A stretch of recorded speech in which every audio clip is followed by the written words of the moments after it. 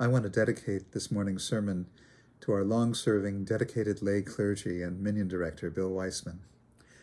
Though now retired, Bill's positive influence continues to live in the lives of the hundreds of students, teachers, and community leaders he met with his broad smile and welcoming manner over the years.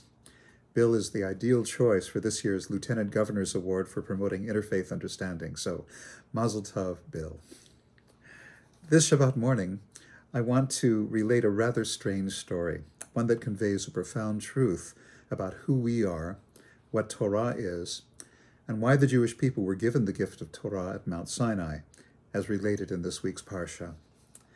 The rabbis relate that when Moses ascended Mount Sinai, he went a lot higher than the top of the mountain, actually ascending bodily into heaven, there to receive the Torah. But in heaven, the ministering angels said to the Holy Blessed One, "Sovereign of the universe, what is a human being born of a woman doing here?" In other words, what is this imperfect mortal doing among us perfect beings? How could mortal man ascend to the level of angels? "He has come to receive the Torah," said God. "He's not staying.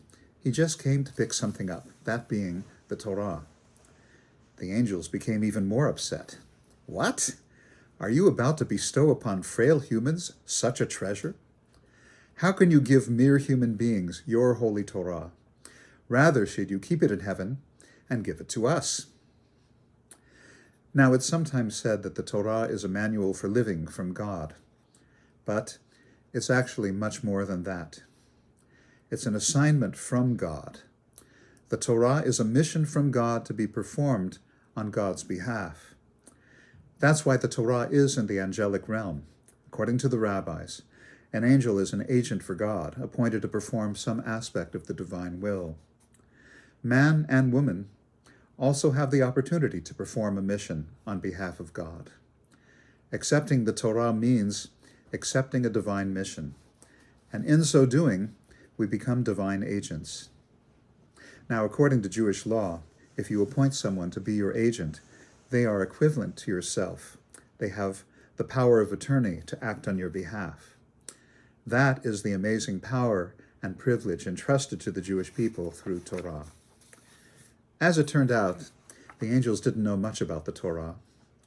All they knew was that God must really cherish this mission if he'd held on to it for so long, 1,000 generations, according to the rabbis, and hadn't yet assigned anyone to perform it. So when Moses went up to receive the Torah, the angels were in a state of shock. All this time they'd heard about this lofty, exalted mission, and who does God choose to entrust it to? Human beings? Absurd! Such lowly creatures, filled with base inclinations and evil deeds. Humans are going to act on God's behalf? So God says to Moses, "You have to respond to these angels." In other words, you have to understand why you deserve this mission. What are your qualifications?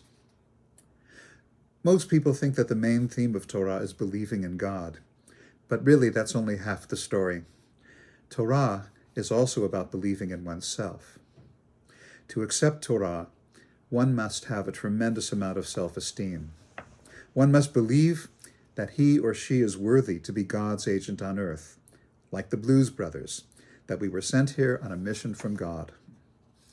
The message of Parshat Yitro is, we humans are important and significant to God. We have been given the opportunity to represent the Almighty. We have been entrusted with God's power of attorney to act on God's behalf. So God says to Moses, "I can't answer for you. Unless you realize for yourself what your qualifications are, you can't be entrusted with this mission." So Moses, charged with amazing confidence, asks God, "What's in your Torah?" God answers, "I am the Lord your God, who brought you out of Egypt." Moses then challenges the angels. "Did you go down to Egypt and serve Pharaoh? Were you slaves for 210 years? What relevance is the Torah to you?" The angels were forced to concede. They'd only lived perfect, blissful lives in heaven. Moses continued to make his case. "God, what else is written in your Torah?" God answers, Thou shalt have no other gods before me. Moses confronts the angels. Are you living among nations who worship other gods? Now, to really understand the force of this question, we need to appreciate that idolatry at that time actually was a lot of fun. The idolaters of that period believed that using drugs and having orgies were ways to serve their gods. Therefore, Moses' point to the angels was, do you live in a society which challenges you daily with constant distractions and allurements? The angels concede, nah, we're angels. Moses continues, God, what else is in the Torah? God answers, keep the Shabbat, honor your father and mother, don't murder, don't commit adultery, don't steal. Angels, Moses challenges, do you work hard? Do you need to rest? Do you have fathers and mothers? Does jealousy exist among you? Do you have a yetzer hara, an evil inclination? These are the qualifications Moses presented to merit the mission of Torah for humankind.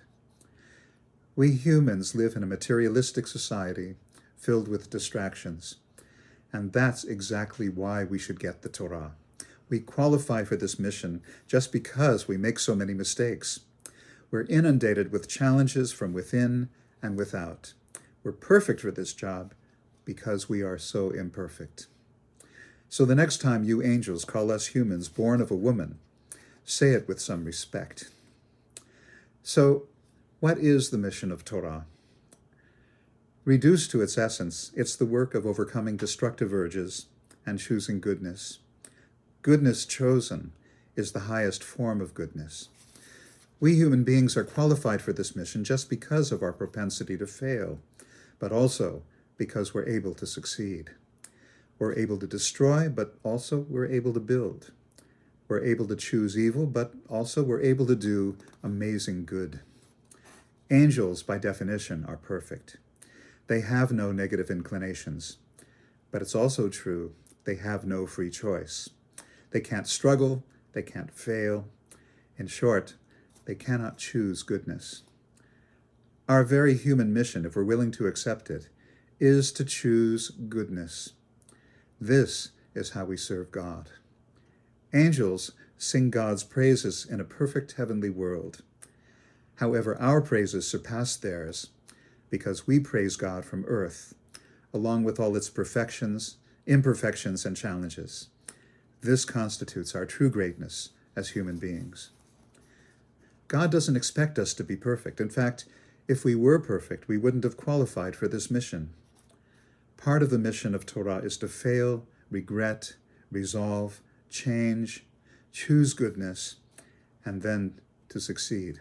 In other words, we human beings are perfect candidates for this job.